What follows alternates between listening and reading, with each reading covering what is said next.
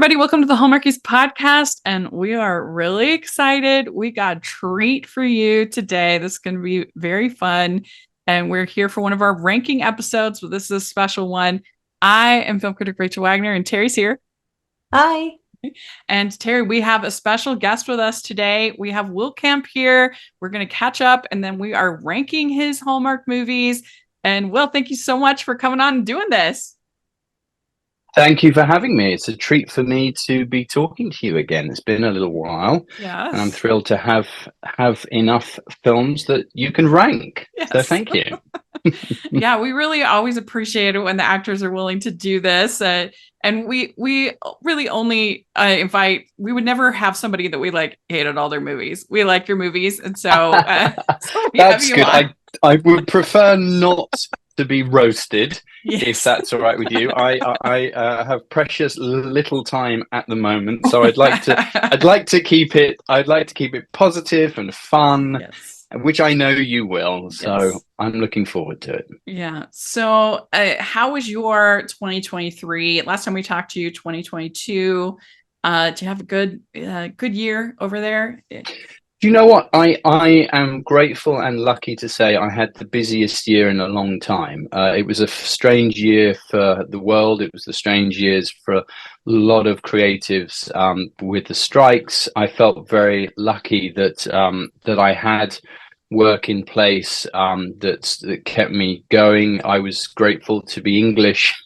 for once, really, and be able to have other unions that were not on strike. And I was grateful for the work that I was approved and was allowed to do. It was a precarious time, and I had good friends that were on the picket lines, and Sure. So my heart and support and soul was with them.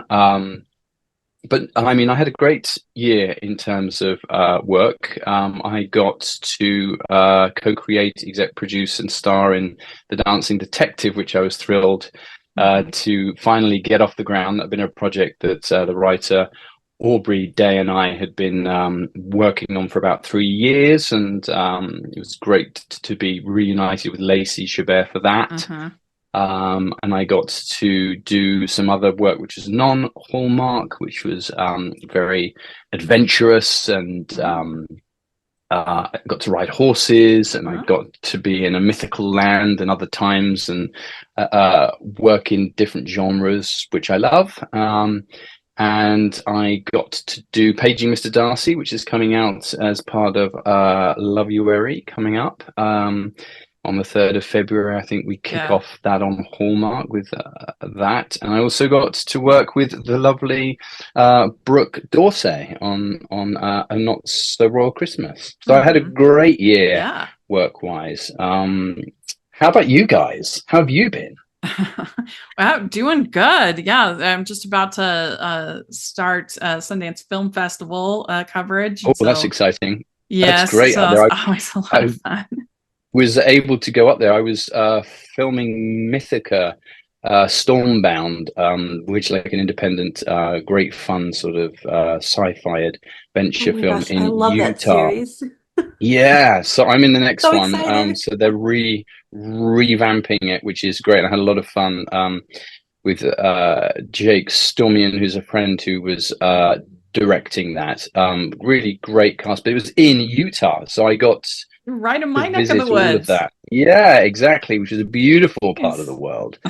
So I was grateful that I was able to travel and explore a bit as well last year. So I know where you are. But you've been having fun, Terry, watching all those costume dramas, getting caught up. Yes. Oh, I love a good historical epic. Yes, historical epics. I love. So, what have you been watching? Oh, Rachel, we're both big Outlander fans, so nice. I finally got to catch up on season 7, so that's been fun. Outlander's great, isn't it? Yes. All those great voices that you hear and all those sexy people. It's great. I love it. My wife does too. Jimmy. Yeah. What's a good one that you caught recently, Terry? Oh, God, there's so many.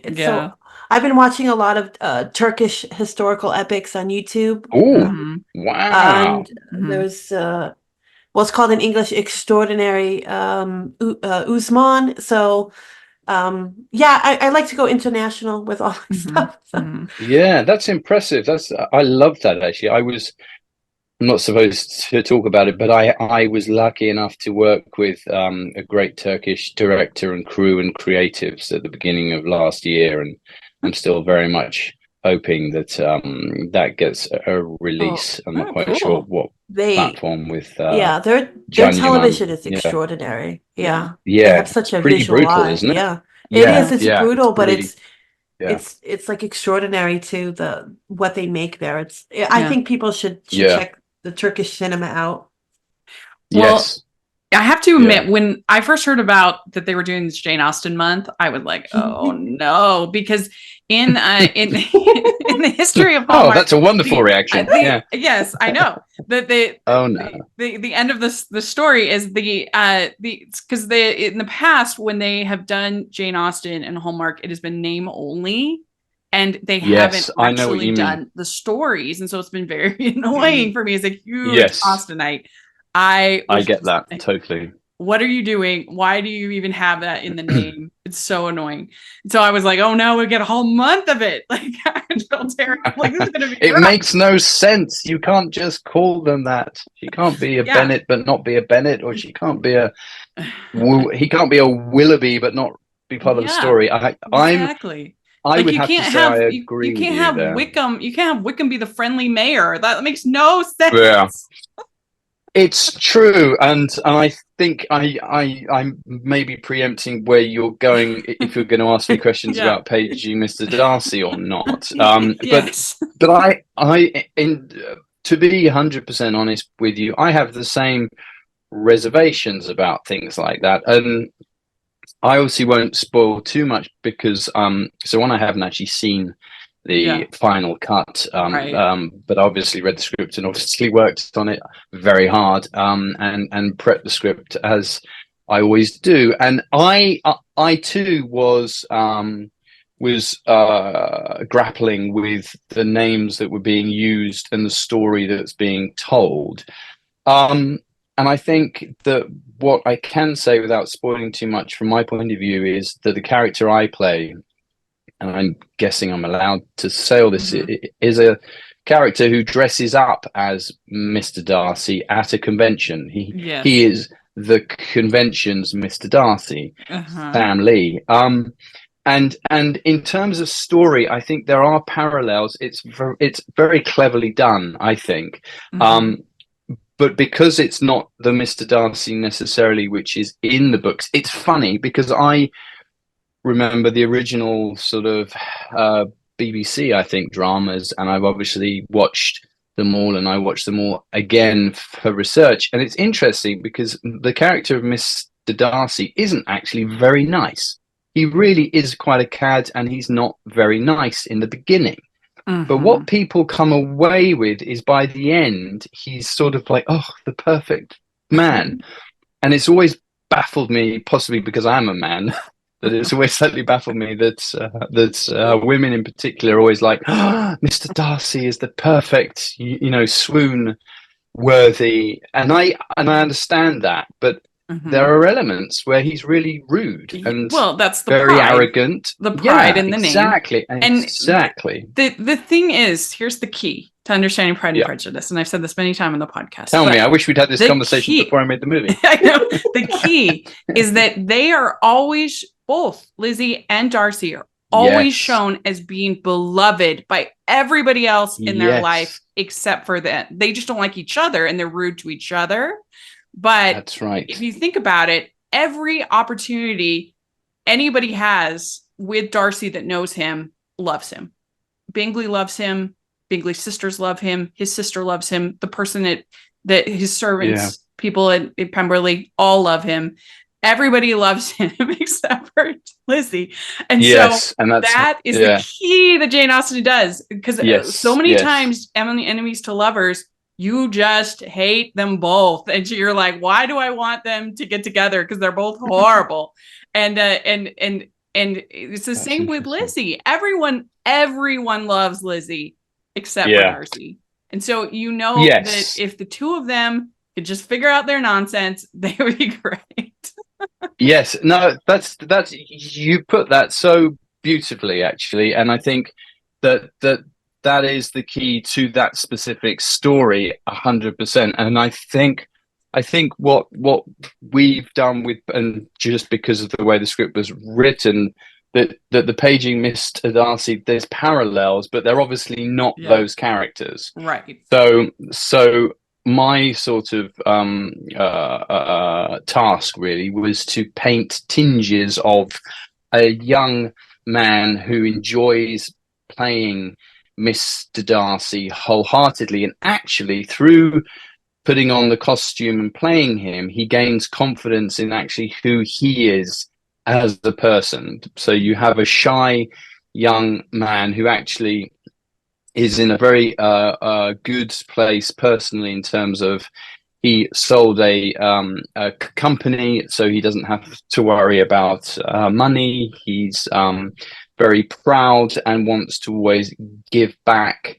But in terms of playing this character, he sort of finds confidence in himself and in his own choice of partner and whom he loves. So we've sort of crafted a little bit what you began to talk about in the beginning, but hopefully we're not pretending anything. We're not just it's set in a Jane Austen convention. So you get this beautiful clash of people in Regency attire, sort of on a golf course. So I'm hoping that's clear, and that we're not. I think there is another film, if I'm correct, which is a straight Sense and Sensibility, I believe. But again, I haven't seen any of these, so I could be speaking out of turn. But I'm very impressed with your passion and knowledge of it. I know, Terry, you agree that when we first heard about this, that we were like, I mean, just the whole month, we were like, oh no. And then we saw that trailer. We were like, oh my gosh. Oh, I don't know if I should admit to that of my critique. I was worried. Yes. Yeah, we were worried. Sure. Well, you have a right because you're interested and you're passionate and you care. Same as I do, by the way. Yeah. Yeah, and I think it's fair to say that not everything hits the mark all the time, and I think that's just kind of show business. Well, even in the podcast, not every podcast pretty brutal out there. Yeah, no, exactly. Not every episode is a home run. Wow. Exactly. Wait till they hear this one. Yeah. You're going to plummet. You're going to plummet in the rating. So we're never having that Kemp man back. He's terrible. Our ratings dropped. Who is this Darcy wannabe?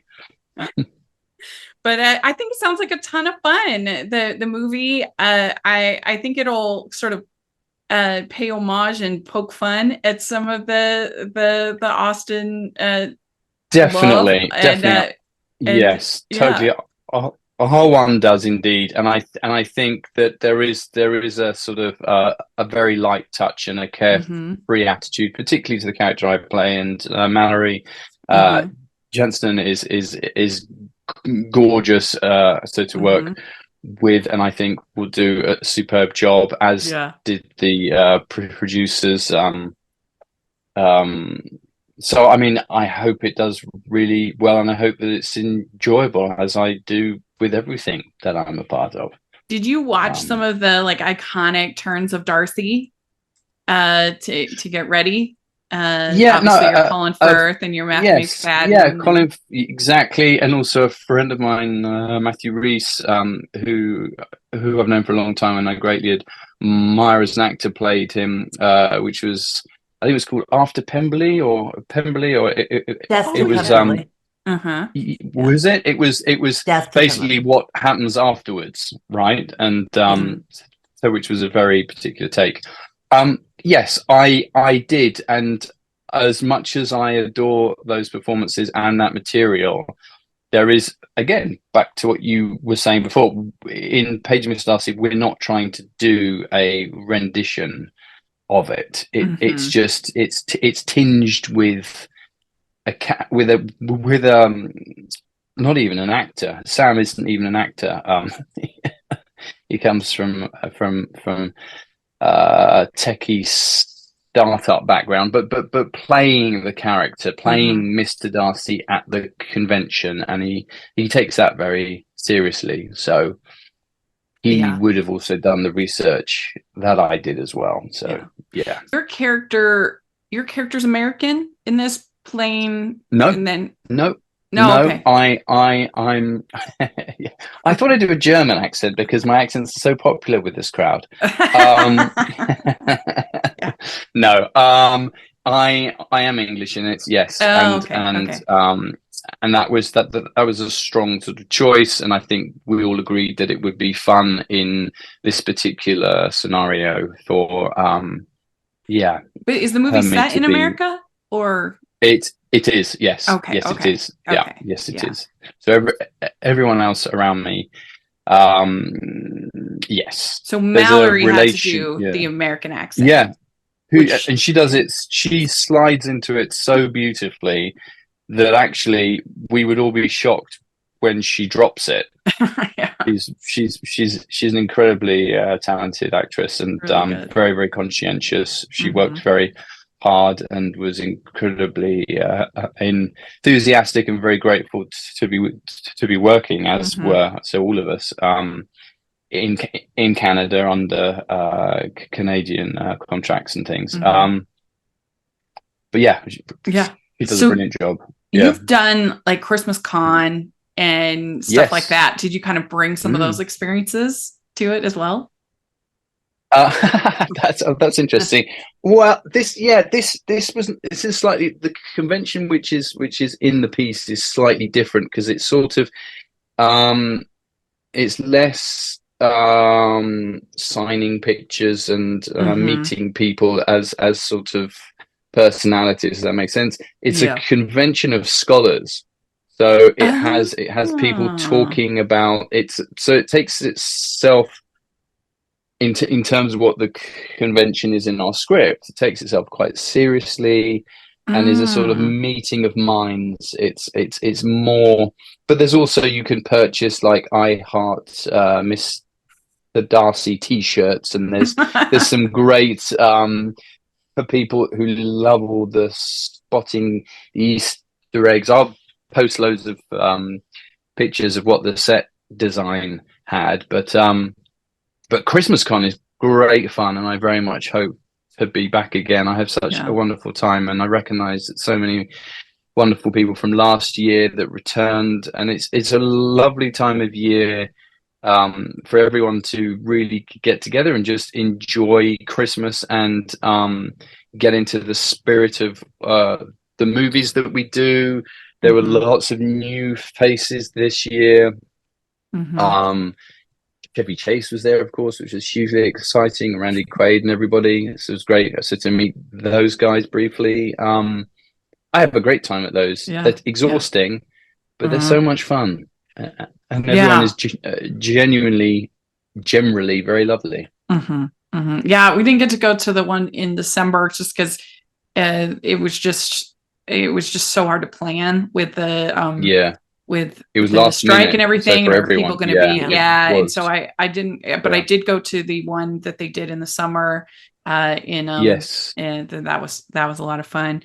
So hopefully this next year we'll be able to go. Ho ho ho! We'd like to take a second and thank our sponsor for this episode of the podcast. It's the Hallmarkies Patreon. Do you love Hallmarkies podcast, especially at Christmas? Do you enjoy the holiday previews, recaps, interviews, and bonus episodes? If the answer is yes, please consider supporting the Hallmarkies Patreon. We need your help to do what we do both during the Christmas season and all year round. But not only do you help a podcast led by strong, independent women by becoming a Patreon, you get to become a part of the Hallmarkies family. Starting at only $2 a month as a patron, you will have access to our Facebook Patreon group where we talk about the movies, shows, and more all year.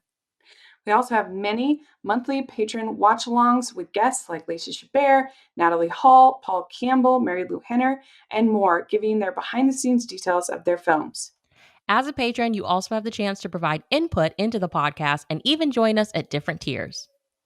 So this Christmas season, spread some cheer to the Hallmarkies Patreon and become a member today. You won't regret it. Go to patreon.com/hallmarkies to learn more. That's patreon.com/hallmarkies. But let's dive into the ranking. And if you want to share any experiences or your ranking, if you have a ranking or whatever you want to do, however you want to, then you can.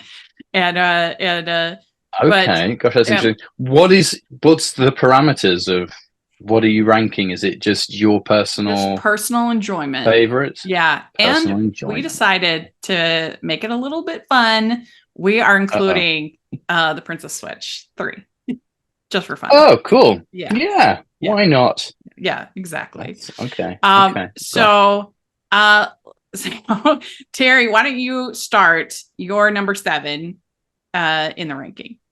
Okay. Of course I would have to go first, Rachel. You're making me go there. I picked a Not So Royal Christmas. Yes, I agree. I love a royal movie, and I thought you were great in this movie. I absolutely loved everything that you were doing. But I think it could have just been a little bit more with the fakery. I'm kind of cheesy, so I was hoping he was really a duke and he didn't realize it, like he was switched at birth or something. Like just go wild, but it was cute. I also have it at 7. I think the only thing about it is that I just was like, why is she mad at him for lying when she's been lying the whole time? So it was like, it makes no sense. Because Rachel, he was lying, not her. They were both That's lying. really interesting. Yeah. Gosh, that's interesting. But it had some fun moments, and I liked you being kind of the fish out of water, as far as thrust into this royal life. And so yeah, that was fun. So that's interesting. I mean, I had a really lovely time on that. You see, it's sort of interesting and sort of hard at the same time because as an actor, we get a script if we're lucky enough to be offered a job, which is great, and then scripts come in, and I would say that with this one, I was able to have a little bit of an input because I know and have worked with Jonathan Wright, the director, before, and Muse, the producers on that were also great and very creative. Jesse and One-Ida at Muse were very sort of into and accepting of ideas and creative input. But as an actor, you end up being the face of it, but there's very little control that you have really. So other than protecting and working hard to justify the choices that your character makes.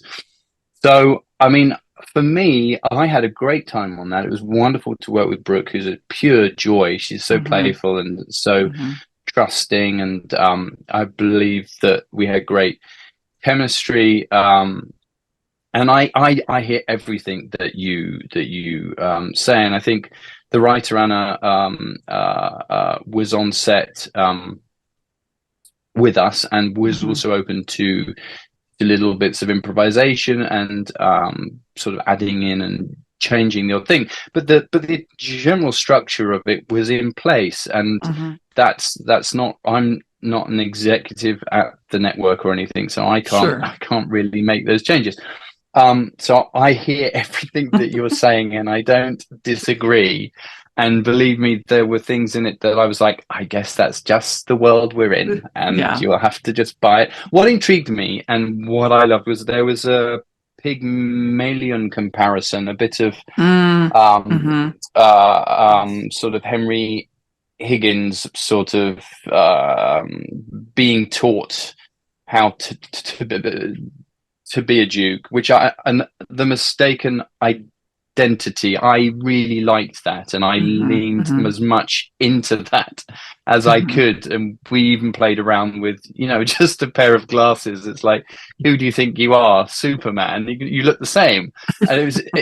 No, I did enjoy that. The whole that was fun. Thing is a bit ridiculous, and I think you just have to, with a lot of these things, you have to lean into the world that And I think, and what we try and do with the Dancing Detective is that we try and create a world where we know it's a little bit silly. We know, but it's fun. It's not that we don't take it seriously. It's just that we know the world that we're creating, and we're inviting you along for the entertainment. Well, and we'll talk more about that movie, yeah. but in the world of the mystery shows, I always say that you can lean into the camp and be kind of silly, or you can take it like all dark and gritty and real. I'm way on team camp. I'm on the gritty ones. That's not so for funny. Me as much. That should be your flag. Team camp. Yeah, team camp. That's right.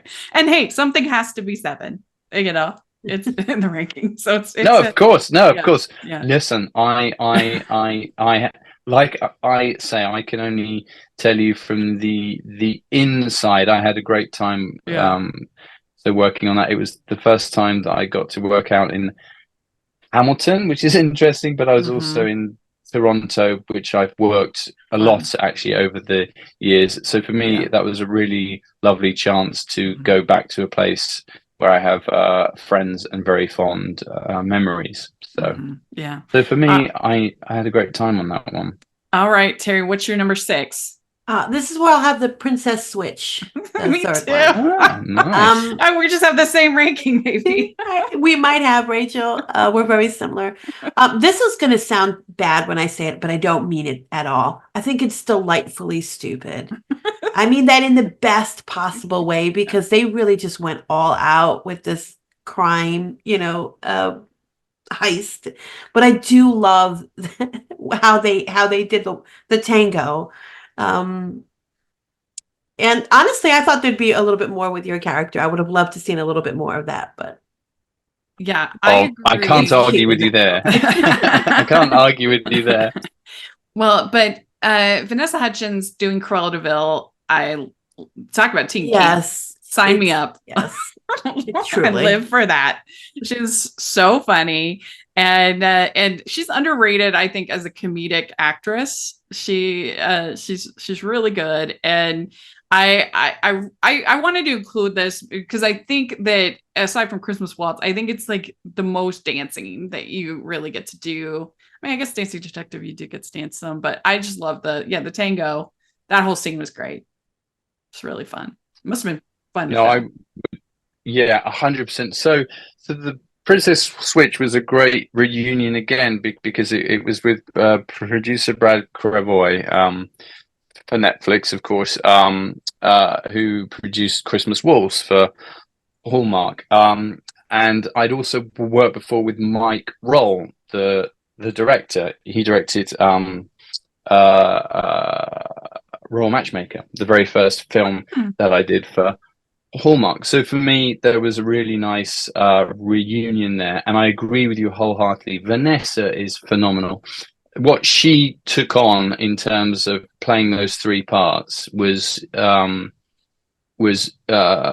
real undertaking, and what she crafted out of that was brilliant, I thought. And again, yes, it is high camp, and it's number 3. They're really popular. Where do you go? And I think you go all out, and you just make this, romancing the star. It's basically romancing the stone. It's adventure. It's caper. So I had a great time. Again, it's so much fun to play the sort of quote unquote baddie because in these it's still a family entertainment, but it's still fun, and I did have a great time with the tango, and it was a great part, and it reunited me with some people that I love to work with, and I got to work with some friends also. Nick is a mate, Sega, and Sam I've actually known for a bit, so it was a great cast. And again, the budget. I mean, this is a bit crass, but to work on a platform like this where you do notice the production value of something like this is much higher. So In terms of the tango, we got a lot more time to rehearse it. Great choreographer. We had a lot more time to shoot it. They actually brought me in for another day because they felt they hadn't quite captured it on what was planned. So they asked if I would come back, and I immediately respect a producer who is in it to make it look the best that it can and has the real the film at the forefront of what they're producing to make it and to pull out all the stops. And I enjoy working in this sort of higher arena because of that, because you do get to spend more time on what really matters and what can make the film better. With your dance background, do you, in these dance scenes in these various movies, do you kind of get to contribute at all to the choreography, or I mean, I think anything that I do, because I've choreographed myself, and I also know my limitations, and I try to push that as far as I can, and that just all really depends on the prep time. And I mean, I obviously had to learn the tango here, and Vanessa's very, very talented, and was great to partner. But yes, I will always have an input. I will always be proactive in that and always offer ideas and potential. But this was pretty choreographed down to a T, and then it was just up to us to work it out, really, between the dancers and the wonderful choreographer that we had. Yeah. All right. I think this 5 is where we're going to separate, I'm guessing. But Terry, what do you have at 5? I have Jolly Good Christmas. Yes. Okay. So it is. Yeah. Well, So I do really, I really like this movie. I think just the switching of the presents, the premise is great. I loved how it was like all London and all. And it's sort of, there was good chemistry. I had a lot of fun with it. I mean, it was a fun watch. I just wish that you weren't playing American, because I don't understand why you had to be American. There's no, I think it might have been like, we've got to make somebody American in these movies, but it would have been just fine watching 2 British people fall in love, in very high circumstances. Yeah, I agree. Well, my number 5 is where I have Royal Matchmaker. Reason that this is my number 5 is because you really don't get to spend that much time together, because she's always setting you up with all these other dates, and you're dating this other, this other person. And otherwise, I mean, she's charming in it. And it's perfectly cute. I enjoyed it, but that's the only reason it's 5 for me, is that you didn't, I just wish that you got a little bit more date time, a little more couple time. That's fascinating. I mean, I had, well, they're both completely different sort of projects for me, because the Royal Matchmaker, from like an inside point of view, is how I talk about it, was the very first Hallmark film I did. And so most actors who go into these, I want to say, types of films, which they're shot incredibly quickly. There's a formula in place. There's a 15-day, very strict budget constraints. It's shot very fast. You have to really be on top of everything. And it was, I loved it, but it was definitely an eye-opening experience. I enjoyed working with Joy. Joy is an actress who loves to change the script. She loves to improvise. She's very into making late changes, and that's great fun as an actor. Sometimes it can be tough against the time constraints. So for me, I was sort of a little bit of a deer in the headlights, a little bit, with the whole just way it was shot. I had a great time with Mike Roll, and that's actually when I met the producers. I then went on to work with for Christmas Waltz, and then obviously Princess Switch. So for me, that was sort of just trying to keep the train on the tracks. And I worked quite a lot with Joy on the script, and we worked with the writer sort of late hours. It was, so for me, it was I was more concerned about just doing the best job I could, in terms of learning the machine, really. That is a Christmas or that was a Valentine's actually movie, but these types of movies.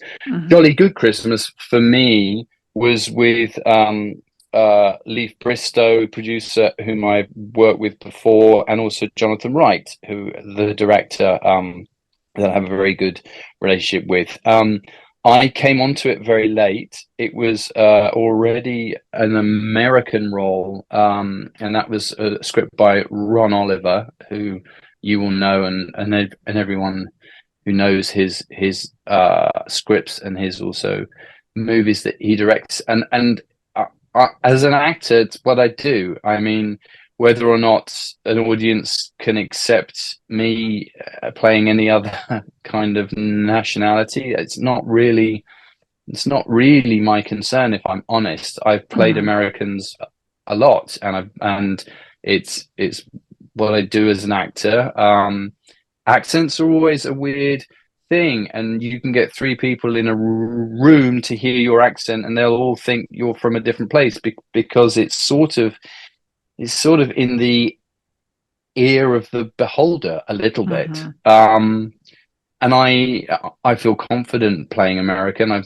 That's sort of what I do. I think it's interesting in terms of looking at it from a sort of production point of view and an audience target point of view.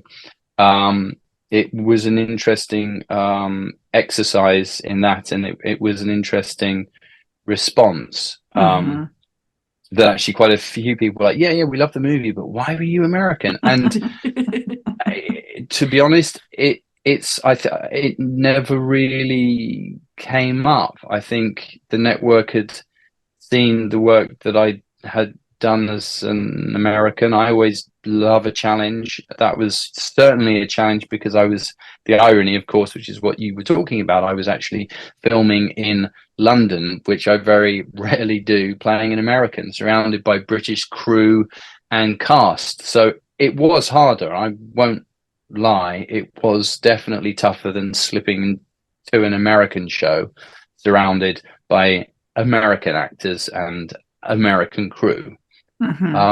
But I'm an actor. That's what I do. Yeah. So well, wasn't your the story, your co-lead in that one, wasn't she American? Pretending to be British? Well, no. So Reshma Shetty, who played Angie Patel in that, was in Royal Pains, the TV show. She lives in New York and has worked in a lot of American TV shows. Okay. So she, that's why I think people presumed that we'd swapped around. Right. But actually, okay. No. It was more just that it was an actress that has worked predominantly in US TV shows. I'd like to take a second and thank our sponsor for this episode of the podcast. It's Elise Murray and her exciting book, Society Girl. Set in the mysterious world of Oxford University's secret societies, Society Girl follows Sam, a duke's estranged daughter, as she attempts to join the most famous club of them all, the Animos Society. Her final initiation challenge is simple: find a man, convince him she's in love with him, and then break his heart in humiliating fashion. Hardened by her father's rejections, believing that the Animos Society is her key to his love and acceptance, Sam throws herself into making Dano Best, her father's chauffeur and local musician, fall for her. But she never counted on falling in love with him right back. Fans of Colleen Hoover, Anna Hong, and Mia Sheridan will love Society Girl, a sweeping romance from best-selling novelist and screenwriter Elise Murray. Free for Kindle Unlimited users for a limited time. Go to elisemurray.com/novels/Society Girl for more information. Or you can use the affiliate link below. What do you have at 4? I have The Dancing Detective. Same. Oh, I loved this one. It was so good. It was so adorable. I just loved the whole premise. I loved how you guys didn't take yourself seriously. There was a charm and a cheek to it, and It was really Mhm. fun mystery, and it's so bizarre. Like, who would have a CEO go through a dancing competition? I just loved that. I just Mhm. loved all of that. I hope to see more of these because it was just so Mhm. much fun. Mhm.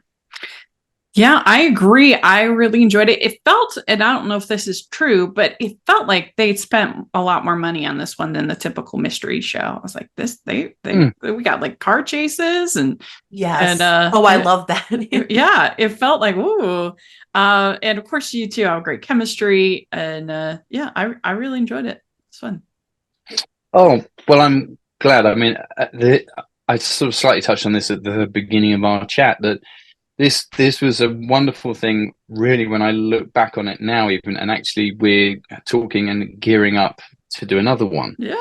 So, which it performed really, really well for the network, and I think that we have captured something quite unique and special and fun. And I think that's exactly the point. Is that I really hope that I can continue to create this relationship between us and these mysteries that look exotic in great locations, and that is really down to our great producer Leif Bristow and Agnes, who are great at finding these beautiful backdrops, but without a fun story and without great characters, you don't have a fun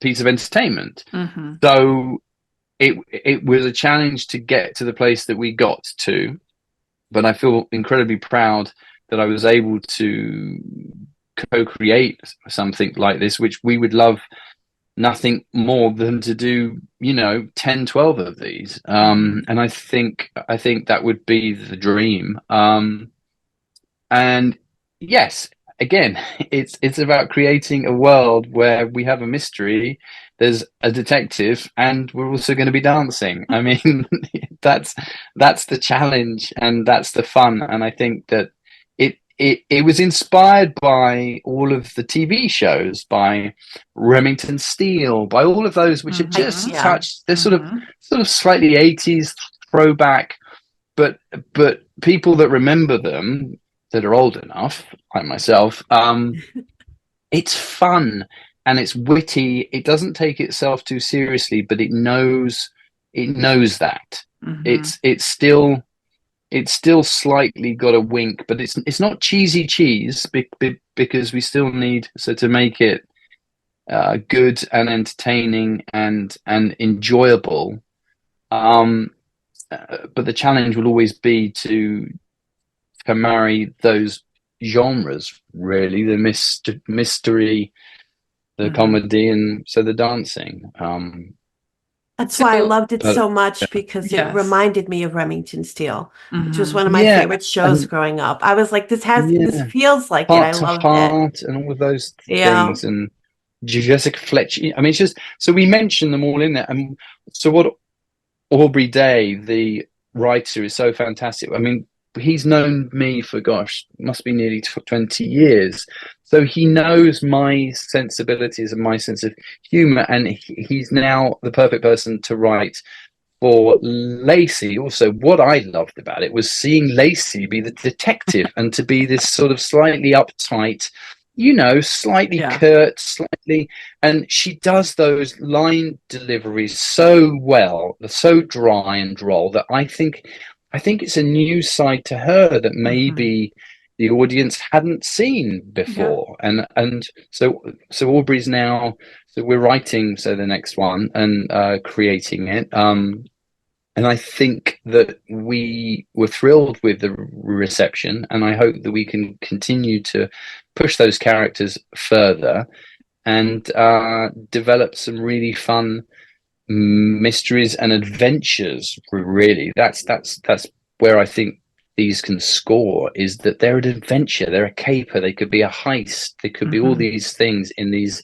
exotic and beautiful locations. Yeah. So this one was a tango. And you've obviously done a waltz before. Now, if you could pick out of the dances for the next one to be, what would you pick? Well, we're that's you've sort of put me in a corner here because I already know the answer of the angle that we're currently angling for, and if I say anything else, it will Fair either enough. be a spoiler or you'll be like, that's not what he said. He didn't say that. So I think there's a plethora of styles, and I think the fun thing is that with the dancing in the Dancing Detective, it still needs to be paramount to the story. Mhm. What I intend to do and what I admire in any filmmaker, Baz Luhrmann or whomever does this brilliantly, they create a world in which when people dance, you don't question it. You don't go like, why are they dancing? It becomes part of the world. And I think that goes back actually to what we did successfully in The Princess Switch. It was sort of campy, but it made sense. That's because he tangos, and there's this sort of flirtation. So of course the tango is the perfect thing to do. So my intention is to create a fun world where the audience just literally grabs their popcorn, sits down, and says, "Right, I'm coming along for this ride, and I'm gonna have fun." Yeah. Well, I mean, I'm like the world's worst dancer. I have no natural rhythm. And so like I just like to just assume that everybody just dances all the time if you have that gift. I think, and I would urge you to dance anyway, because I think the people that say, "Oh, I can't dance, I have no rhythm, I don't do it," if you play the right song and you just close your eyes and you move, I bet you could teach me a thing or two. Well, if you ever come out to Utah again, maybe we can. We'll do the Utah funky dance or something. I don't know. We'll have to make our own dance. Yeah. We'll go to the Owl Bar and do something up there. It's Sundance. All right, Terry, what's your number 3? This is where I have Royal Matchmaker. Mm-hmm. I love me a royal movie. They're like modern day fairy tales to me. And I think this is the quintessential sort of royal movie that Hallmark makes that I love so much, because just the idea of like, I'm a normal person, I'm falling in love with a prince, that's all cute and stuff. Of course, I don't want reality. I just want to have fun in the fairy tale. And I just loved how she's having such a hard time matchmaking, and I don't know, I just loved the chemistry. You two looked so lovely together. I just loved it all. I just got lost in the fairy tale. It's so wonderful. It's one of my favorites, royal movies that That's actually Hallmark lovely has to made. hear.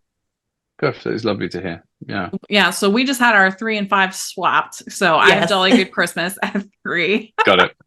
Yeah. Yeah. But I liked the like what's up Doc kind of energy that this had of like going around the city, things are crazy, the shenanigans. That you leaned into the comedy, you're falling into the river, things like that. I really enjoyed the comedy of it. Oh yeah, no, I feel that I mean, we've talked about these. I can be brief, but that was definitely the part of A Jolly Good Christmas. Was it began to allow me to lean into an element of comedy that I genuinely enjoy. I love slapstick and I love physical comedy particularly, and we were just able to not, we didn't completely overdo it, but there was viable opportunity within the script. And again, it was such a joy to actually be filming in London. I mean, I shot in Somerset House. We were on the streets of Piccadilly. We were in St James's Park. We were right by Buckingham Palace. That was a real joy. It was a tough shoot in terms of that I know for the producer it was a complicated puzzle.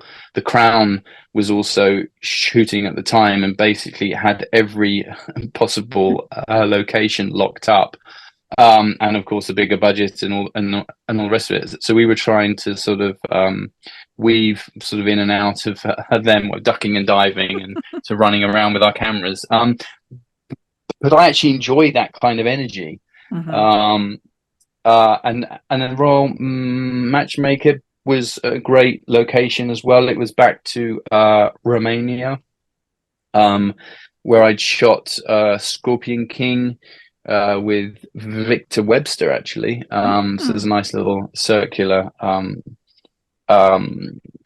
thing there, and I had a great time. Great cast. Simon Dutton, who played the king, he took over from Roger Moore playing the Saint. So it was great to meet him. I've kept in touch. I'd love to work with him again. So Elva Trill was really lovely, and of course Brittany Bristow, Joseph Thompson. It's just a really nice Poppy Rowe, great sort of English cast, and again a fun time. But again, that was my first sort of Hallmark film, and it does feel like you're dropped in to the deep end in just the sort of challenges of what these films bring. So now I can sort of waltz through them pretty much, because I understand exactly what they are. But for a lot of actors, they will say the first one you do is like a baptism by fire until like, whoo, wow, okay, this is how they work. We'd like to take a second and thank our sponsor for this episode of the podcast. It's the Hallmarkies merch store. Are you looking for that perfect gift for the postable, Hardy, or Hallmarky in your life? What about getting that t-shirt or hoodie that will help you stand out at your next holiday party? Now is the time to check out the Hallmarkies merch store. Full of festive designs by artists like Jessica Miller, Carrie from Hallmark Comics, and more. You can even have more than just shirts, but totes, cell phone cases, notebooks, mugs, and more. And it isn't just Hallmark. We have designs for Anna Green Gables, Man from Snowy River, The Nanny, and more.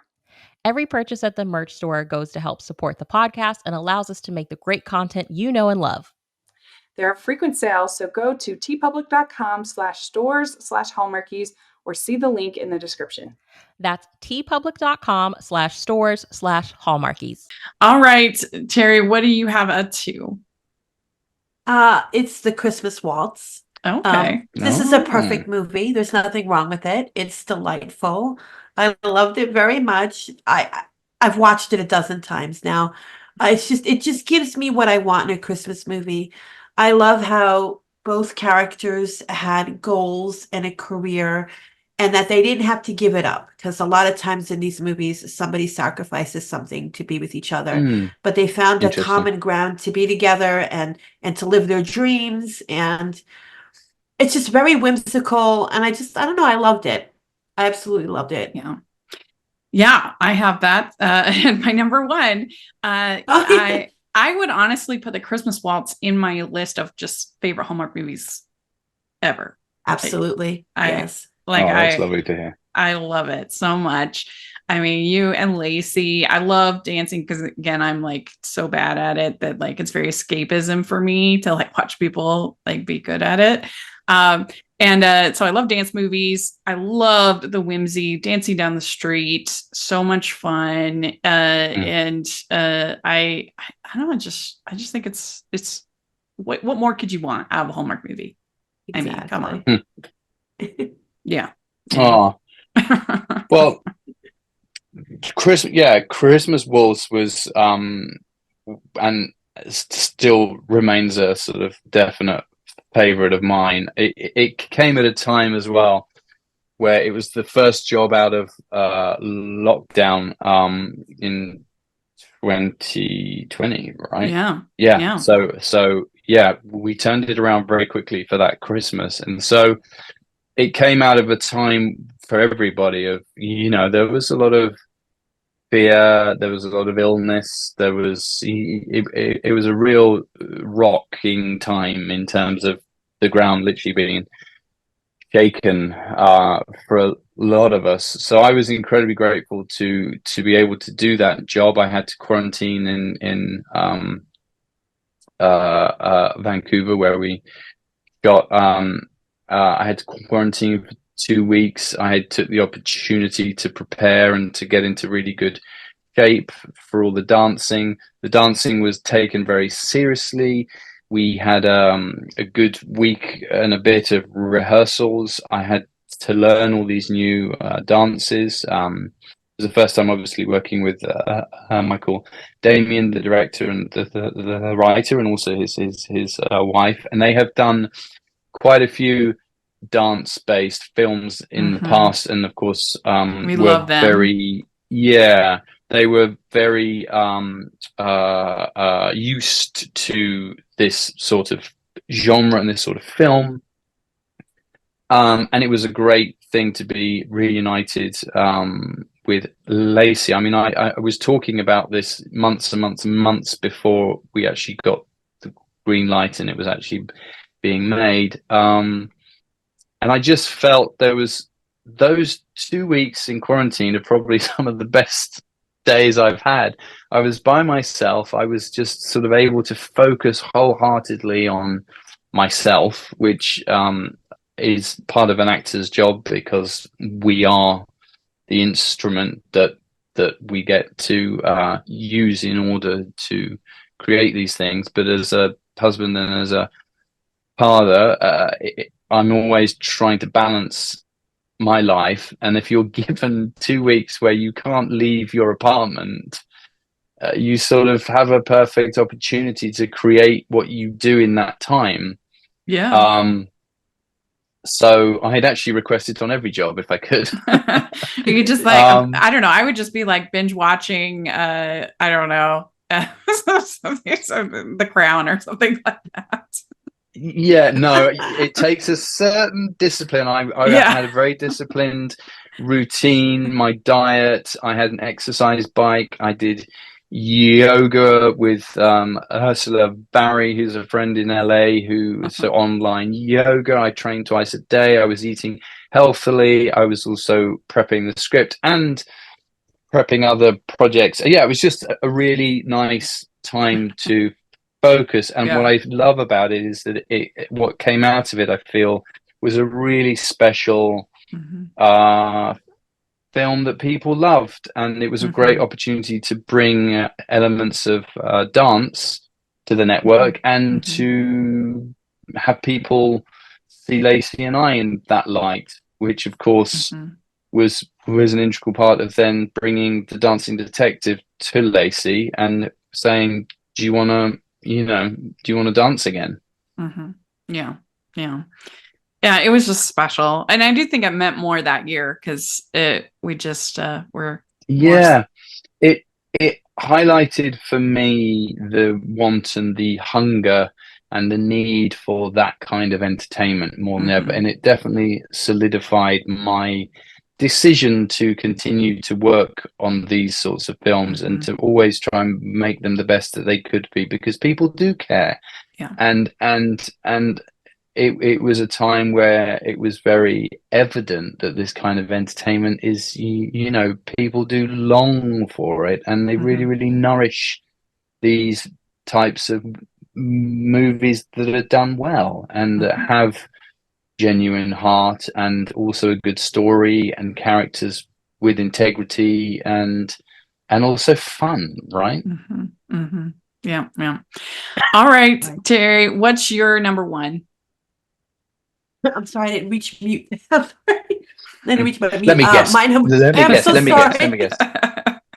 Does it involve chocolate? Yes. It's love, romance, and chocolate. And making chocolate never looked sexier. Yes. You just put on your best clothes and hope for the best. All that chocolate tempering. There is something about romance movies that involve food and making food. If you can mix it well and it looks so sexy to do, like you would never have that in a real kitchen. You don't put on your best shirt to make chocolate, but when you can make it look so well, not me. But if you can make it it's almost like a dance. If you can blend all that, it's just so great. And I just love your chemistry with Lacey Chabert. And I don't know, it was just, there's something about this movie that I found so charming. And everything with I had no idea how to make chocolate. I don't know any of that stuff. But watching all of it, I was like, this looks it just really looks sexy. It really did. Like Twitter was aflame the night that movie premiered. There were so many, do you know the Golden Girls? There's a gift where Blanche sprays herself down with a spray bottle because she's so hot, and that's what all over the place. It was aflame with how much people loved that. Yes. Wow, Yeah. that's amazing. I think love it. it is one of Lacey's sexiest roles, I think. Absolutely. Yeah, Yeah. she and she'd had, to be frank, had a couple misses in a row for me, and then I watched this one and I was like, oh, I'm back on team Bear, and I've been on that train ever since. I really enjoyed it. I loved the fact that it was in a city that it was in Bruges, right? Bruges. Yes, Yes. yeah. So it was in a city that we don't typically get to see. We kind of joke on the podcast that you can't fall in love in a Hallmark movie unless you're in Italy or Ireland, like almost all of the. But this was something different, and I enjoyed that. And like, I usually don't like love triangles, but this one was campy enough and kind of fun enough that I liked it. And so I have it at 2. Yeah, and all the sexy chocolate tempering, I was a big fan. So Wow. Yeah, no, I mean, I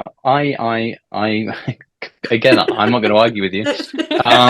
It was a great chance again as an actor to. I mean, I was shooting an episode of the Doom Patrol in Atlanta, and originally my dates clashed, and it looked as if I wasn't able to do it. And then there was a Thanksgiving 4-day weekend, and I said to the producer, I said, hang on, what if I flew out for those 4 days, came and did all the wardrobe, all the prep, and if I can do a chocolate making workshop and learn to temper, then I can do all of that which is needed and legitimately at least know enough to be believable. And so we made it work. So I flew out for 4 days to Belgium, actually went up to Antwerp for costume and prep, and flew back to complete the episode of Doom Patrol, and then flew straight back out again and literally pretty much straight onto set. And it was the first time working with Jonathan Wright, the director. And I had such a giggle, and Lacey, it was such a lovely chance to be with her that, yeah, she just basically carried me along, is how I felt. And we giggled so much. And I think that the joy in what we were doing comes across. And I mean, gosh, talking of chocolate, we ate so much chocolate. I learned so much about really high-end chocolate. And the way that it was shot, it was very romantic. Bruges is just, breathtaking. The irony was that we were shooting during Christmas time, which is phenomenal because you have all the markets and it's absolutely stunning. But we weren't able to shoot any of it because they were putting up decorations, and we had to keep adjusting the angle of the camera along the street because they were like, no, we can see a Christmas tree. No, they're putting up lights. So we had to keep on gently. And the irony was, if we were doing a Christmas film, it would have looked stunning as well. Mm-hmm. Yeah. But in terms of enjoyment, again, I mean, I was able to bring my family out to Bruges, and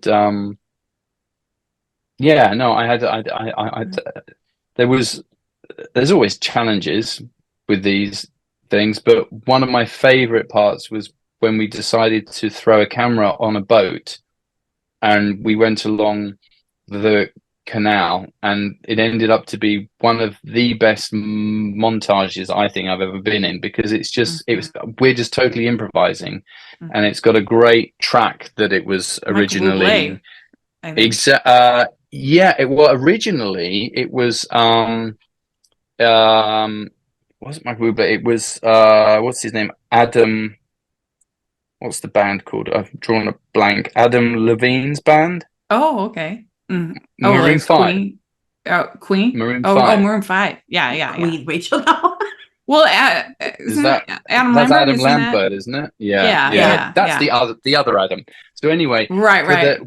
They were licensing that song, and I think they could only use it for 3 months or something. So it might have changed to a Bublé now. That's quite funny. I could be remembering. I haven't seen it in a little bit. So yeah, but it was fun. It was just perfectly placed in the structure of the film as well, that you've got a real idea of the location. And that's when I learned that if you can factor a location as almost your third character, your third lead, then you've got it right. Because as an audience, we all think, oh my goodness, I got to book my ticket, I got to go to Bruges, I got to try all these chocolates. And I think that we did that well. So well, I'm that thrilled. especially Yeah. works in a location that we don't know, because Exactly, like I said, yeah. they've had so many movies in Italy and in Ireland that it's still fun and they can still be good. But but it's just a totally new place is extra fun.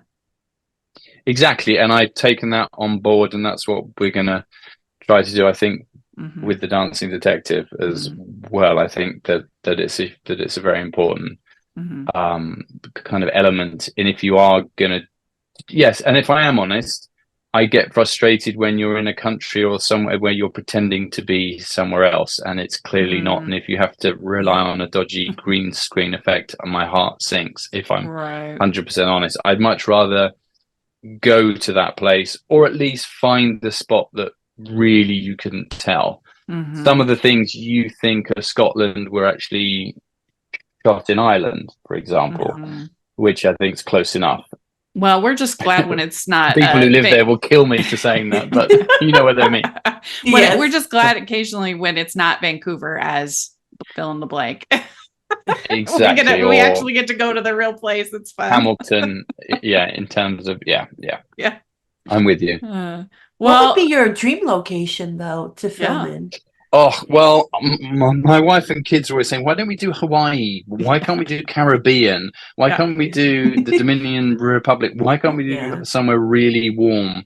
So it is interesting the times we do talk about, with the meetings I'm having at the moment, how much is centered on, yes, but where's warm at this time of year?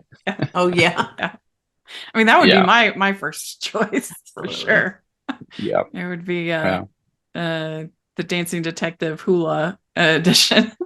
Hallmark goes to Hawaii all the time. Hula. Yeah. They have done a couple, I think, or at least one or two I know, and also what was there was an exotic one where they're underwater a little bit as well, and I was very jealous of that. That was the Maldives. I was like, and they got to be in that hotel under the water. It's beautiful. Yeah, you wouldn't catch me sleeping in that, but it was beautiful. Yeah, exactly. I think I could do that. I mean, I'd have to wear the wetsuit all the time because I get pretty self-conscious. But I'd love to go diving as well, because I do that. That's actually one of my passions. Scuba diving is. So. Well, very good. What do you think? Now you've heard our rankings. They were very similar. We only had a couple differences. How do you feel about our rankings? I feel not too bruised. I try not to take it too much to heart, because like I say, I mean, I have my reasons for taking jobs, and as you end up being the face of them, but very little control over where they come from and how they end up. But again, I'm just grateful that I have enough material and have been in enough things that we can talk about. And I think that it's interesting, and I think I've learned a lot. So thank you. And I just hope that I can continue to create things that will be part of this ranking. Hopefully in your top 3, but that will keep me active, employed, and creative, and will keep you guys with stuff to talk about, and more importantly, potentially for our audiences to also enjoy and talk about. Well, we love and adore you. Thank you so much for doing this, and we're excited to see where Paging Mr. Darcy ends up in the ranking. I think it'll be high. Oh yeah, no, so am I actually. So am I. So I'm sure you won't hold back with your reviews and your comments. And I'm very intrigued to see, what people think of it. February 3rd, Paging Mr. Darcy kicks off February. So I would love everyone to tune in and let me know what you think. Well, if people want to follow you on the socials, how do they do that? Yeah. So I'm just the two platforms really. I do have a TikTok, but apparently my kids tell me that I don't use it correctly and I'm really embarrassing. But definitely on Instagram and Twitter at I am Will Kemp. Look for the blue tick, particularly on Instagram, because I only have the one account sometimes. Right. Apologies to people who get pestered by others, but it's only me with the blue tick, and the followship and the support is hugely appreciated. So thank you to everyone who does follow. Well, thank you for doing this. We sure appreciate it. Absolute pleasure. Rachel, Terry, take care of yourselves, and thanks for the time. We have this was so much fun talking to Will. Thank you so much to Will. We have our patrons gave us their ranking, so this is always fun. If you want to be a part of these ranking episodes, join the Patreon, and it's so much. We've had Will Kemp on as a watch along guest. We've had the Damians as guests. We had Lacey Chabert come on for a watch along guest. If you want to be a part of this Hallmark community and really get the inside scoop on these movies, join the Patreon. It's so worth it. And any level can be a part of all of those experiences. So check it out. But anyway, we asked our patrons how they would rank. And we have Alicia Lomas Gross. She says, Christmas Waltz, Royal Matchmaker, Dancing Detective, Love, Romance, and Chocolate, Jolly Good Christmas. And she says she hasn't seen Not So Royal Christmas. Colleen Foxlow says, sorry. Says 1, Royal Matchmaker, then Love, Romance, and Chocolate, 3, Christmas Waltz, 4, Jolly Good Christmas, 5, Dancing Detective, 6, Not So Royal Christmas. Amber Sire says Christmas Waltz was the best. I didn't really like Not So Royal Christmas. It didn't make a lot of sense. Love, Romance, and Chocolate was also cute. And then Cynthia Rice Simmons says Christmas Waltz, Love, Romance, and Chocolate, Dancing Detective, Not So Royal Christmas, Royal Matchmaker, and Jolly Good Christmas. So got some different rankings going on over there. So definitely check that out. The Patreon, I would really appreciate it. And so Terry, where can people find you? At Twitter at Flurry Heaven. Great. And you can find me at Rachel's Reviews, all over social media, iTunes, YouTube, and on Rotten Tomatoes. So check that out. Also, make sure that you're following the podcast at Hallmarkies Pod, Hallmarkies Podcast, all over social media. And if you are listening on iTunes, please leave your ratings and reviews. That really helps us a lot. 5 stars. And if you are listening on YouTube, please give the video a thumbs up, subscribe to the channel.